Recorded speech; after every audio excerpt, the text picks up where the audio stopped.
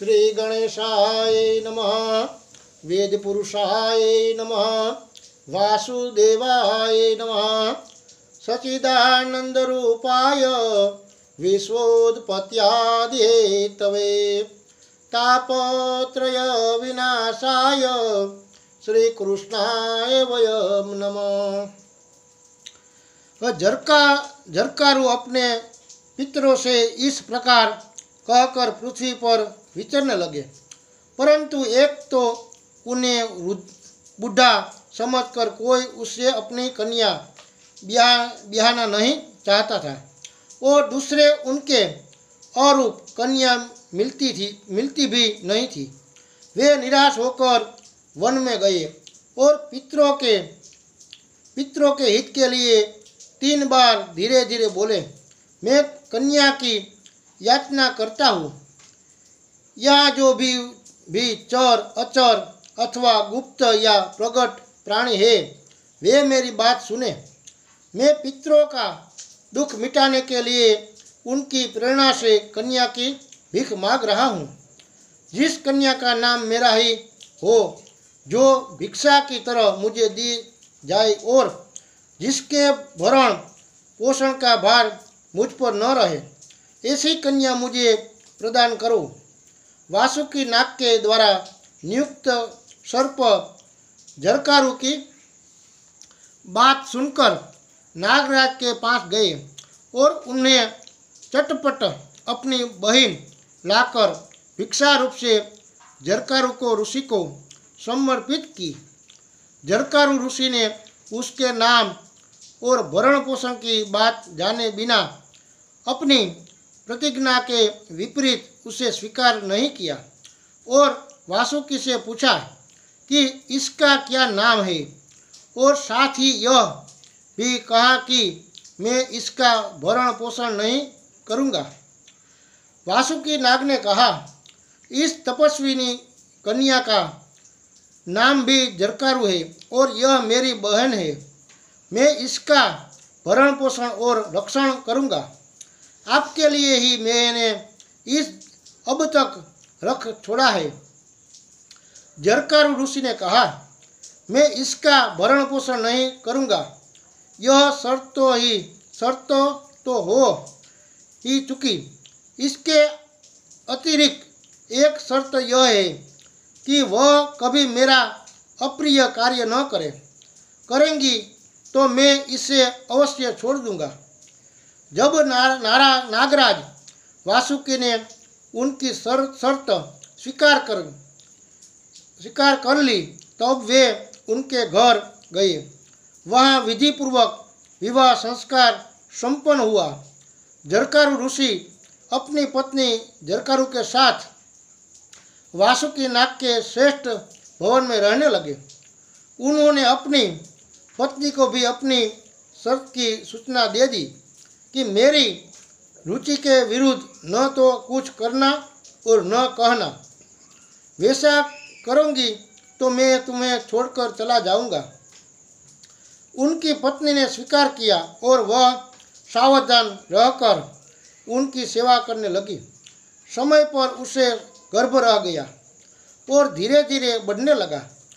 एक दिन की बात है, झरकारु ऋषि कुछ खिन्न से होकर अपनी पत्नी की गोद में सिर रखकर सो हुए थे। वे सो ही रहे थे कि सूर्यास्त का समय हो आया।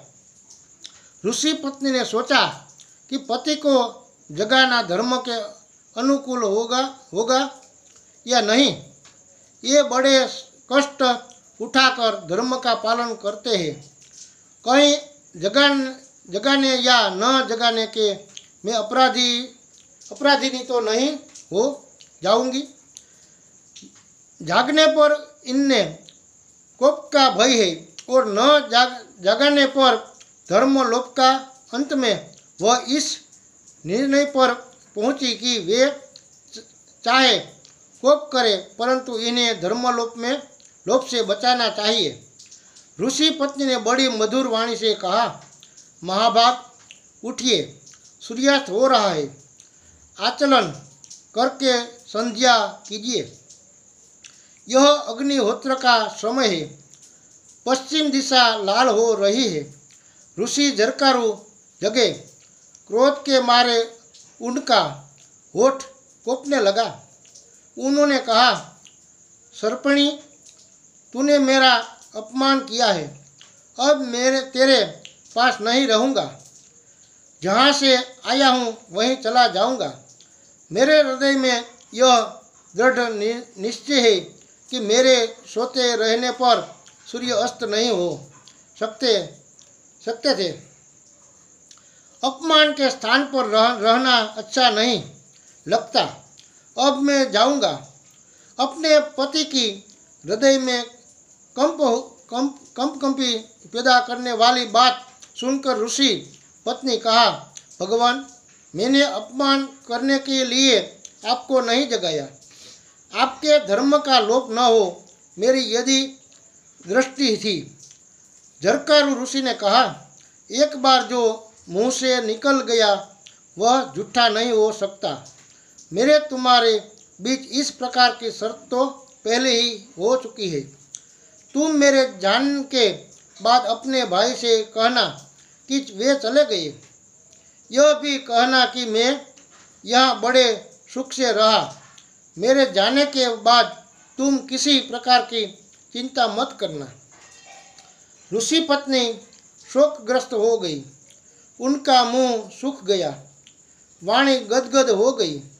आंखों में अश्रु भर आए। उसने कोपते हृदय से धीरज धरकर हाथ जोड़कर कहा, धर्मज्ञ, मुझ निरपराध को मत छोड़िए। मैं धर्म पर अटल रहकर आपके प्रिय और हित में संकलन करती हूँ। मेरे भाई ने एक प्रयोजन लेकर आपके साथ मेरा विवाह किया था। अभी वह पूरा नहीं हुआ। हमारे जाति भाई कद्रू माता के शाप से ग्रस्त है। आपसे एक सनातन संतान उत्पन्न होने की आवश्यकता है। उसी से हमारी जाति का कल्याण होगा। आपका और मेरा सहयोग निष्फल नहीं होना चाहिए। अभी मेरे गर्भ से संतान भी तो नहीं हुए, फिर आप मुझे निरपराध अबला को छोड़कर क्यों जाना चाहते हैं? पत्नी की बात सुनकर ऋषि ने कहा, तुम्हारे पेट में अग्नि के समान तेजस्वी गर्भ है। वह बहुत बड़ा विद्वान और धर्मात्मा ऋषि होगा। यह कहकर झरकारू ऋषि चले गए। पति के जाते ही ऋषि पत्नी अपने भाई वासुकी के पास गई और उनके जाने का समाचार सुनाया। यह अप्रिय घटना सुनकर वासुकी को बड़ा कष्ट हुआ। उन्होंने कहा, बहन, हमने जिस उद्देश्य से उनके साथ तुम्हारा विवाह किया था वह तो तुम्हें मालूम ही है। यदि उनके द्वारा तुम्हारे गर्भ से पुत्र हो जाता तो नागों का भला होता। वह पुत्र ब्रह्मा जी के कंठानुसार अवश्य ही जन्मेजय के यज्ञ से हम लोगों की रक्षा करता। बहन, तुम उनके द्वारा गर्भवती हुई हो ने। हम चाहते कि तुम्हारा विवाह निष्फल न हो। अपनी बहन की भाई का यह पूछना उचित नहीं है। फिर भी प्रयोजन के गौरव को देखते हुए मैंने यह प्रश्न किया है।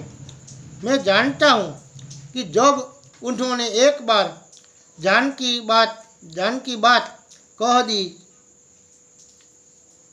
दी तो उन्हें लौटाना असंभव है। मैं उससे इसके लिए कहूँगा भी नहीं, कहीं वे मुझे श्राप न दे दे। बहन, तुम सब बात मुझसे कहो और मेरे हृदय से यह संकट का कांटा निकाल दो। ऋषि पत्नी ने अपने भाई वासुकी नाग को ढाढ़स बोध से हुए कहा, भाई, मैंने भी उसके यह बात कही थी। उन्होंने कहा कि मैं गर्भ में है। उन्होंने कभी विनोद से भी कोई झूठी बात नहीं कही है। फिर इस संकट के अवसर पर तो उनका कहना झूठा हो ही कैसे सकता है।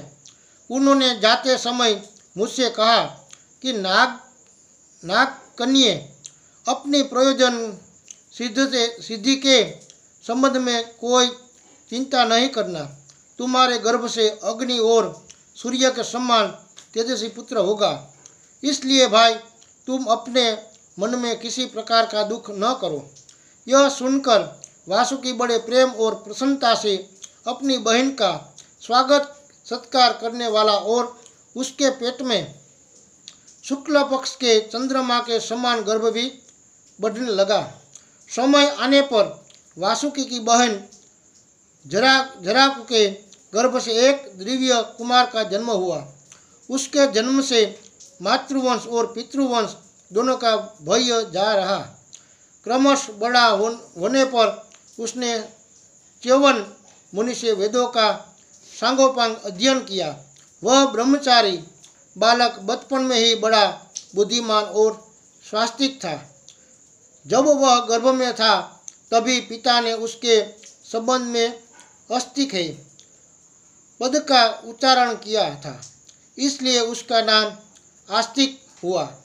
नागराज वासुकी के घर पर बाल्य अवस्था में बड़ी सावधानी और प्रलय से उसकी रक्षा की गई। थोड़े ही दिनों में वह बालक इंद्र के समान बढ़कर नागों को हर्षित करने लगा।